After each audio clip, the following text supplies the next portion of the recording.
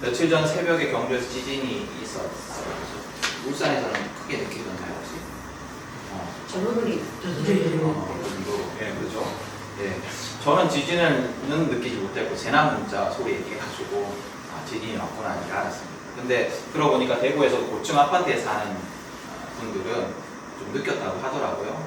그래서 제 친구의 지인이 있는데 이분이 이제 늘 새벽에 일어나서 성경을 1시간 정도 읽고 출근을 하는 분이라고 해요. 신앙이 좋으신 분인데 그분이 이제 성경을 읽으려고 일어나 있는데 쿵거리더라고요. 그래가지고 주님 오시는가 이렇게 얘기했다 하더라고요. 그래서 제가 그 말을 듣고 피식 웃었어요. 오늘 지금 웃으시는데 왜 웃었을까? 제가 질문을 아직 한번 궁금해 질문해봤어요. 저한테 내가 왜 웃었을까? 내가 왜 이렇게 피식 웃었을까? 제 마음속에 주님이 이렇게 오시지 않을 것 같아요. 주님이 지금은 오시지 않고 좀 나중에 오실 것 같아요. 저는 그랬던 것 같아요. 그런 마음이 있었던 건 아닐까. 지금 당장에 올 것이다 라는 생각이 없었기 때문에 그렇게 웃었던 것은 아닐까라는 생각이 들었습니다. 여러분 어떠신지 모르겠어요. 주님이 당장 지금이라도 오실 것 같다라는 마음을 가지고 살아가시나요? 소리 없이. 예. 네, 여러분 오늘부터 이제 대림절기가 시작이 됩니다. 대림절기는 성탄절 전 4주간의 시간입니다. 그래서 우리는 대림절기에 성탄을 기다리며 예수님의 탄생을 기다리며 예수님이 이 땅에 오신 그 사건을 기뻐하고 기억합니다. 그러나 대림절기의 의미는 이 2000년 전에 오신 예수님을 기다리고 기뻐하는 것으로 그치지 않습니다. 그것만이 아니에요. 다시 오시겠다 약속하신 예수님을 기다리는 절기입니다. 그래서 대림절기의 그 원어의 단어, 라틴어 단어가 있는데요. 이 단어의 의미가 뭐냐면 오다예요. 오다. 그러니까 예수님이 이 땅에 오셨던 것 플러스 다시 오실 예수님, 그 오심을 기다리는 절기입니다. 근데 여러분 드리고 싶은 질문이 있어요. 여러분은 다시 오실 예수님을 기다리는 삶을 하루하루를 살아가고 계십니까? 오늘 대림절기를 시작하며 우리가 함께 나누고자 하는 건 그거예요. 우리는 다시 오실 예수님을 기다리며 준비된 삶을 살아가고 있는가? 여러분 성경은 다시 오시겠다 약속하신 예수님의 그 말씀을 여러 곳에 기록하고 있습니다. 오늘 성경도 마찬가지예요. 오늘 읽은 성경에서도 마찬가지입니다. 그렇다면 예수님이 다시 오시겠다라고 말씀하셨는데 그 다시 오심의 의미가 뭘까? 예수님이 어떤 모습으로 어떤 방식으로 다시 오신다라는 의미일까요? 여기에 대해서는 여러 가지 차원에서 생각해 볼 수가 있습니다. 먼저는 개인적 차원에서 예수님의 오심을 생각해 볼 수가 있어요.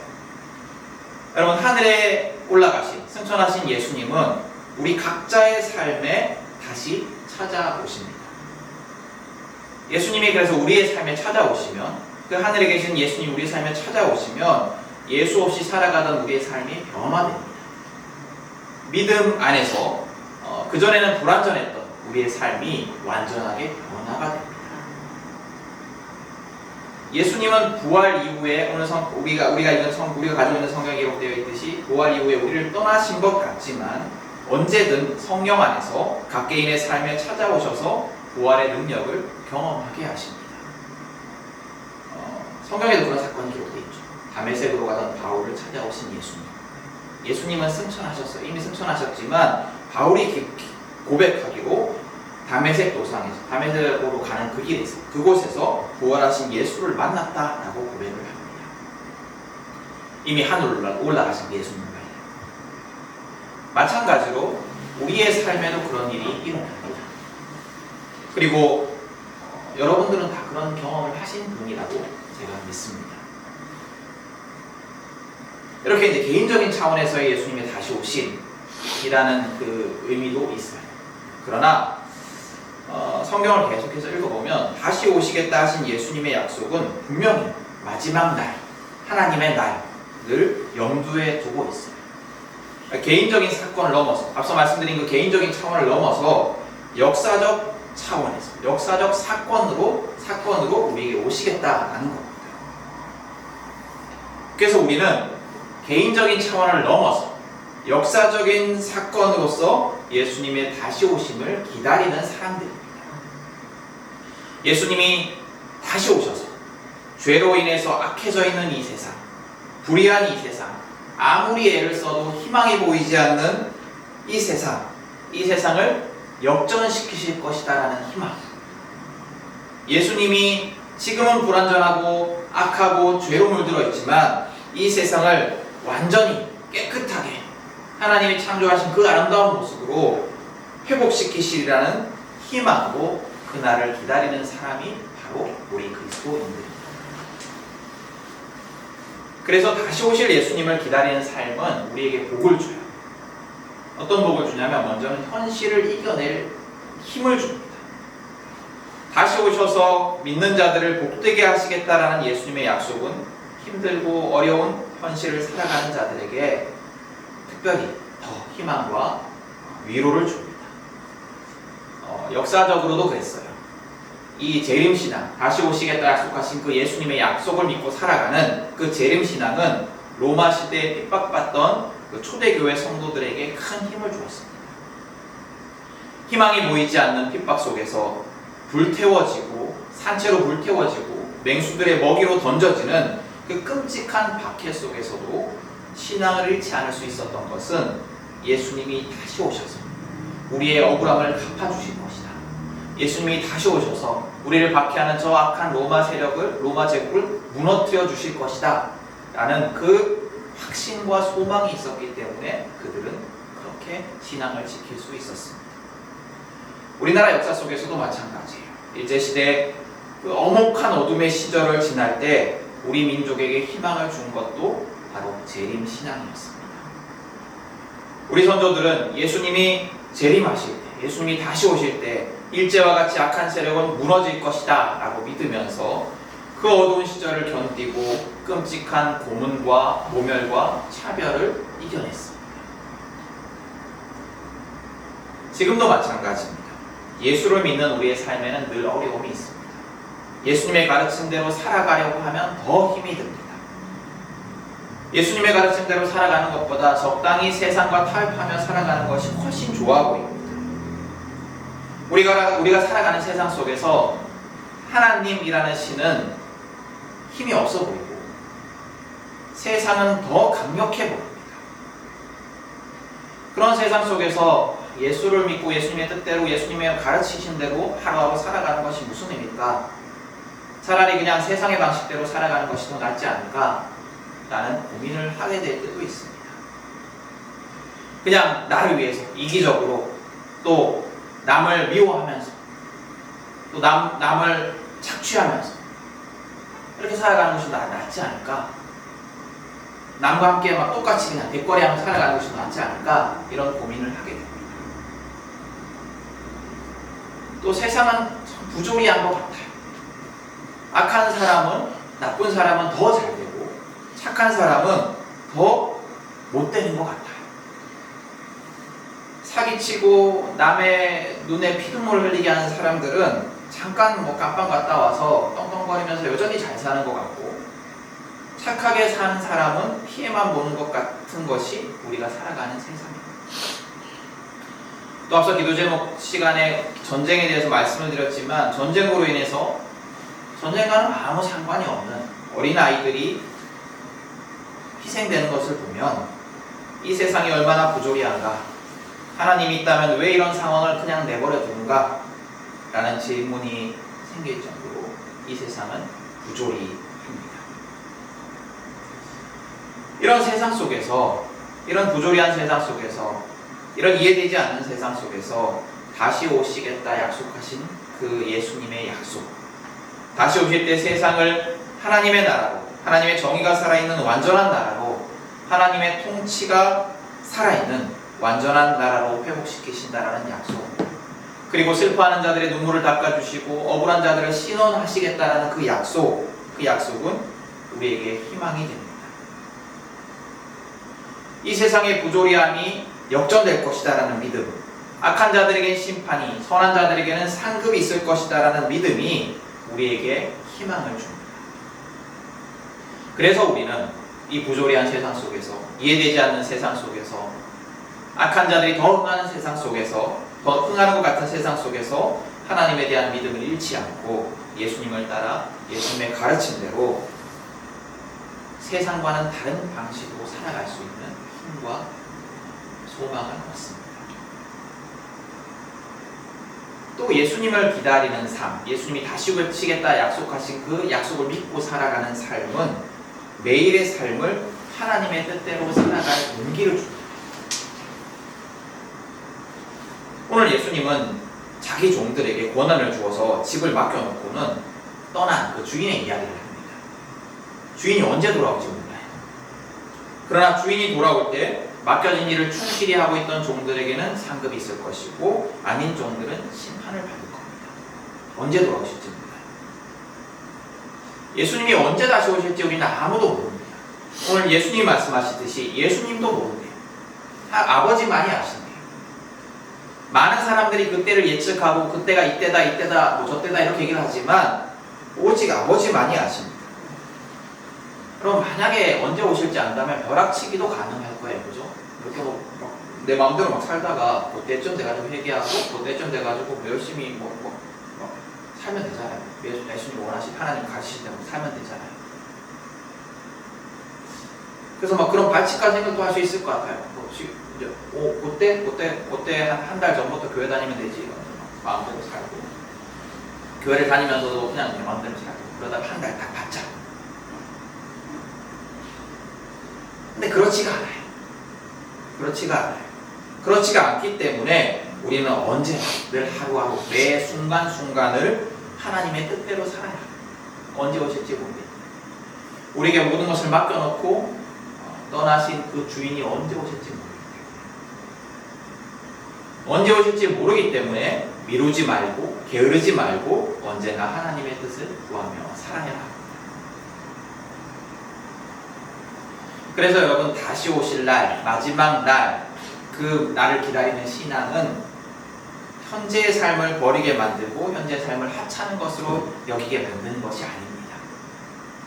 예전에 다미성교회 같은 그런 그 종말론적 이단들은 삶을 포기하게 만들었어요. 요때가 딱 되면 무조건 온다라고 했기 때문에. 그래서 그 신앙을 가진 사람들은, 거기에 속은 사람들은 그 막 직장도 버리고 학교도 버리고 가정도 버리고 그냥 다 거기 가 있었어요. 필요 없으니까 그때만 되면 그냥 다 끝나는 거예요. 그들은 일상의 삶을 다 포기하고 그냥 그저 모여서 그날을 기다리며 집회만 했습니다. 그러나 성경이 가르치고 있는 다시 오실 날, 종말의 때는 그렇게 알 수 있는 날이 아닙니다. 그때를 알지 못하기 때문에 더더욱 매일의 삶 속에서 하나님의 뜻대로 맡겨진 일상을 충실히 살아가라는 것이 성경의 가르침이에요. 언제가 될지 모릅니다. 언제 오실지 모르니까 오늘도 하나님을 사랑하고 이웃을 사랑하고 어려운 이들을 돕고 섬기고 정직하게 살아가는 것. 언제 오실지 모르기 때문에 후회하지 않도록 내 사랑하는 가족과 이웃들에게 애타는 마음으로 복음을 전하고 예수님의 사랑 안에 초청하는 것. 그것이 성경이 가르치는 알지 못하는 때에 언제든 다시 오실 예수님을 기다리는 사람들의 삶입니다. 미룰 수가 없어요. 오늘 최선을 다해 이렇게 살아가야 돼요. 여러분, 오늘 성경은 다시 오실 예수님을 기다리는 자들에게 깨어있어라 라고 말씀하고 있습니다. 다시 오실 예수님을 기다리는 사람의 삶은 한마디로 말하면 깨어있는 삶입니다. 그럼 깨어있는 삶이 구체적으로 뭘까요? 깨어있는 삶이 늘 잠들지 않는 삶은 아닐 거예요. 늘 긴장하고 살아라 이런 삶도 아닐 겁니다. 어떤 의미일까요? 제가 묵상하기로는 언제든 주인이 와도 책망할 것이 없는 주인 앞에 떳떳한 주인의 뜻대로 주인의 명령대로 살아가기 위해서 애쓰기 때문에 도리어 주인이 다시 온 것이 기쁜 삶이 깨어있는 삶일 겁니다. 그럼 여러분 주인의 뜻대로, 예수님의 뜻대로 살아가는 삶이 뭘까요? 아주 간단하게 말하면 성경이 가르친 대로 살아가는 거예요. 그럼 성경의 가르침이 뭐예요? 우리 잘 알고 있죠. 율법의 가르침이 뭡니까? 하나님이 명령하신 것이 무엇입니까? 하나님 사랑과 이웃 사랑. 매일의 삶 속에서 하나님을 사랑하고 이웃을 사랑하는 것, 그것이 우리가 매일매일 주님을 기다리며 실천해야 하는 삶의 모습이에요. 그럼 그런 삶이 뭔가 구체적으로 한번 살펴보겠습니다. 먼저는 여러분, 우리가 돈을 하나님의 뜻대로 벌고 사용해야 합니다.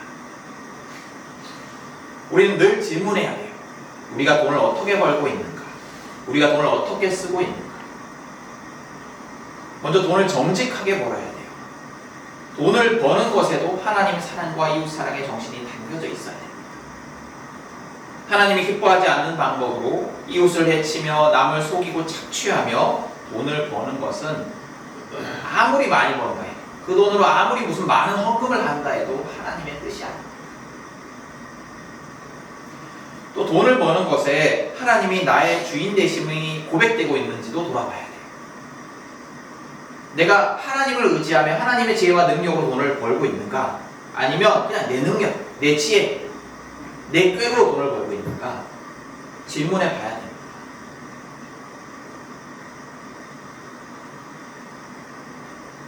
버는 것과 마찬가지로 돈을 쓰는 것도 중요합니다. 우리의 지출에 하나님 사랑과 이웃 사랑이 담겨져 있는지 돌아봐야 됩니다. 요즘 대부분 카드를 많이 쓰시니까 카드 명세서에 보면 이렇게 항목들이 쫙 나오죠. 뭐에 썼는지. 여러분 한 달 동안 내가 어디에 돈을 많이 쓰세요? 살펴봐야 돼요.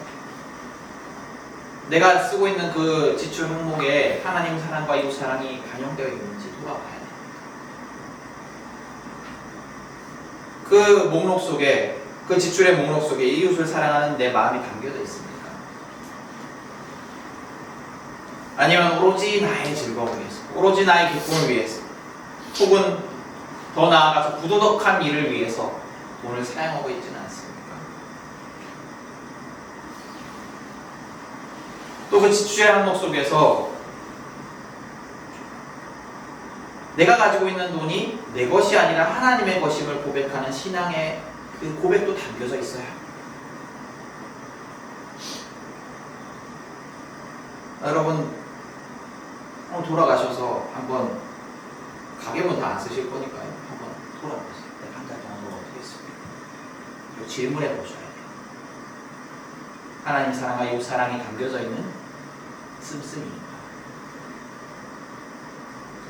또 우리의 시간도 우리의 주인이신 하나님의 뜻대로 사용해야 합니다. 이게 무슨 의미냐면 우리는 우리에게 주어진 시간 속에서 늘 하나님을 의식하면서 그분의 임재 속에 살아야 한다라는 말이에요. 여러분 하나님은 언제나 우리와 함께 하세요. 하나님은 우리의 갈 길을 인도하시고 우리에게 좋은 것을 말씀하고 계십니다. 가르치고 계십니다. 우리는 그 하나님의 말씀과 인도에 순종해야 합니다. 그게 이제 우리가 복된 삶을 살아갈 수 있는 비결이에요. 복 받는 자의 비결이에요. 근데 그러기 위해서는 우리가 하나님의 임재를 의식해야 돼요. 주님이 우리와 함께 하시고 우리에게 말씀하고 계시는데 그걸 우리가 인식을 해야 돼요. 깨달아야 돼요. 그분에게 귀를 기울여야 돼요. 듣기 위해서 귀를 기울여야 해요. 그래서 우리가 질문해 봐야 돼요. 우리가 우리에게 주어진 시간 속에서 하나님께 귀를 기울이고 하나님과 교제하며 살아가고 있는지. 이건 그냥 단순히 기도 시간, 예배 시간, 말씀 보는 시간 이것을 넘어서는 얘기입니다. 당연히 해야 될 건 해야 되고요. 그것을 넘어서 언제나 하나님께 귀를 기울이는 삶을 살고 있는가? 하나님의 지혜를 구하는 삶을 살고 있는가? 하나님의 인도하심을 따르기 위해 순종하는 삶을 살고 있는가? 질문해 봐야 합니다. 그리고 돈과 마찬가지로 시간도 나만을 위해 사용하고 있는지 아니면 하나님을 위해, 이웃을 위해 사용하고 있는지 질문해 봐야 돼요. 여러분 시간도 온전히 내 것이 아니에요. 하나님이 주신 거예요. 내가 사용하라고 하나님께서 주셨지만 내 그 쾌락만을 위해 사용하면 안 돼요. 시간으로 섬길 수 있는 삶이 되어야 돼요. 하나님을 섬기고 이웃을 섬기는. 그래서 예수님은 우리가 예배와 기도와 말씀의 시간은 물론이고 다른 사람의 아픔을 들어주는 시간, 다른 사람을 위로하는 시간, 다른 사람의 아픔에 공감하고 함께하는 시간, 그리고 돕는 시간, 그리고 위에서 기도하는 시간을 갖기를 원하십니다.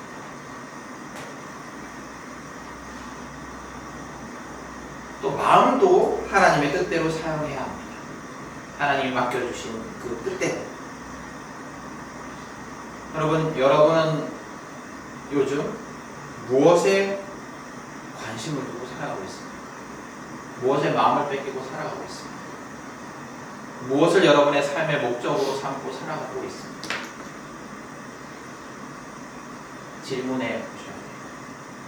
내가 뭘 위해 살아가고 있는가? 내가 무엇에 마음을 빼앗기고 살아가고 있는가?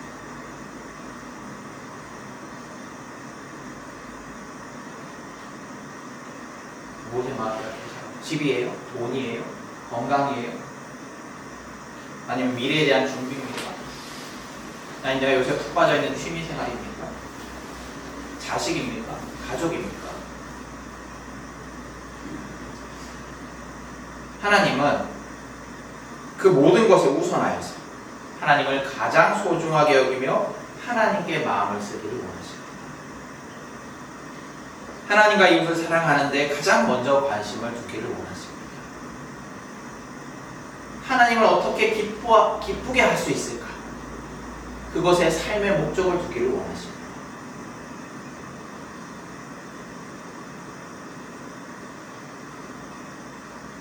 우리가 그런 결단이 있어야 돼요. 내가 하나님 사랑과 이웃 사랑, 그것이 나의 삶의 목적이 되겠다.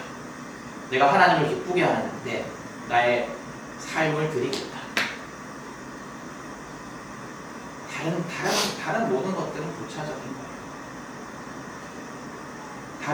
다른 어떤 것들이 우리의 삶을 풍요롭게 한다고 해도 하나님을 기쁘게 하지 못하는 삶을 살아간다면 아무 소용이 없습니다. 다시 오실 예수님 앞에서 우리가 칭찬받을 수 없습니다. 여러분, 예수님은 다시 오시겠다 약속하셨습니다. 그날에 모든 죄와 죄의 결과가 사라질 것입니다. 부조리와 고통과 억울함과 불안과 고립과 아픔이 사라질 것입니다. 그날에 예수님이 언제 오실지 모르지만 다시 오실 그날에 예수님의 가르침을 기억하며 그 뜻대로 살아가려고 애쓴 우리의 수고가 다 위로받을 것입니다. 예수님은 우리의 수고를 칭찬하실 겁니다. 여러분, 그 칭찬을 그날을 기대하며 오늘을 살아가십시오. 그래서 여러분, 먼저는 위로를 받으십시오. 희망을 잃지 마십시오. 또 여러분, 예수님은 그날이 오기까지 늘 깨어서 우리가 하나님의 뜻대로 살아가기를 명령하십니다. 매일매일의 삶 속에서 우리의 돈과 시간과 마음과 모든 것에서 하나님의 뜻을 이루기 위해서 애쓰십시오. 하나님의 뜻대로 살아가기 위해서 기도하고 행동하십시오. 하나님과 이웃을 사랑하라는 그 하나님의 명령을 잊지 말고 살아가십시오. 그렇게 언제나 깨어 있어서 언제 오실지 모르는 예수님을 두려워하는 삶이 아니라 기다리는 삶, 정말로 소망하며 기다리는 삶을 살아가십시오. 저는 저와 여러분이 예수님이 다시 오실 때 칭찬받는 종들이 되었으면 정말 좋겠습니다.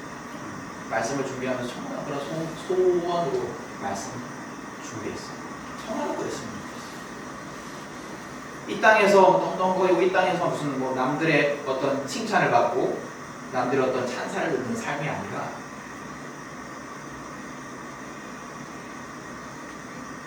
예수님이 다시 오실 때 칭찬받는 종들이 되었으면 좋겠습니다.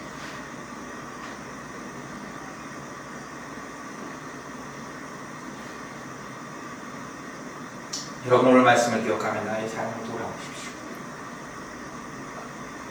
내가 다시 오실 예수님과 함께 준비되어 있는지 돌아보십시오. 그리고 그렇지 않은 부분이 있다면 미루지 마시고 속히 결단하고 돌이키십시오. 언제 오실지 몰라요. 그렇게 늘 깨어서 준비되어 있는 우리 모두가 될 수 있기를 간절한 마음으로 축복합니다. 오늘 말씀을 기억하며 함께 공동기도문으로 기도하도록 하겠습니다. 우리 주보의 공동기도문 하셔서 함께 기도하도록 하겠습니다.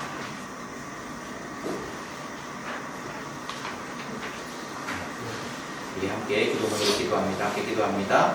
무엇으로도 가늠할 수 없는 사랑으로 언제나 우리와 함께 하시는 주님, 언제나처럼 한 해 동안 우리의 갈 길을 인도하시고 감사의 고백으로 가득하게 하시니 감사드립니다. 주님, 다시 오시겠다 약속하신 예수님의 약속을 기억합니다. 그 때를 알 수 없으니 언제나 깨어 하나님의 뜻대로 살아가게 하소서. 삶의 모든 부분과 시간들 속에서 하나님이 주인이심을 고백하게 하소서. 언제 예수님이 다시 오시더라도 예수님의 기쁨이 되는 자가 되게 하소서. 주님이 내게 베풀어 주신 사랑을 조금이나마 올려드리는 자가 되게 하소서. 예수님의 이름으로 기도드립니다. 아멘.